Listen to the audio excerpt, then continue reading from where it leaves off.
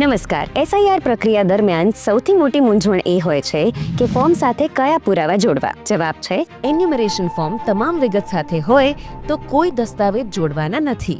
જો વિગત અધૂરી હોય તો જ નોટિસ મળશે અને ત્યારે જ પુરાવા રજૂ કરવાના રહેશે. જો તમારો જન્મ 1 જુલાઈ 1987 પહેલા થયો છે અને 2002ની યાદીમાં તમારું નામ છે તો કોઈ પુરાવાની જરૂર નથી. જો નામ ન હોય તો જ જન્મનો એક પુરાવો આપવો પડે. જન્મ 1 જુલાઈ 1987 થી 2 ડિસેમ્બર 2004ની વચ્ચે છે અને માતા કે પિતા કોઈ એકનું નામ 2002ની યાદીમાં છે તો દસ્તાવેજની જરૂર નથી. જો બંનેનું નામ નથી તો એક પોતાનું અને એક વાલીનું એમ 2 પુરાવા જોઈશે. અને જો જન્મ 2 ડિસેમ્બર 2004 પછીનો હોય તો માતા અને પિતા બંનેના નામ 2002ની યાદીમાં હોવા જરૂરી છે. અને જો ના હોય તો 3 પુરાવા, એક પોતાનો અને માતા પિતા બંનેના જન્મના પુરાવા આપવા પડશે. સાચી મતદાર યાદી લોકશાહીનો આધાર.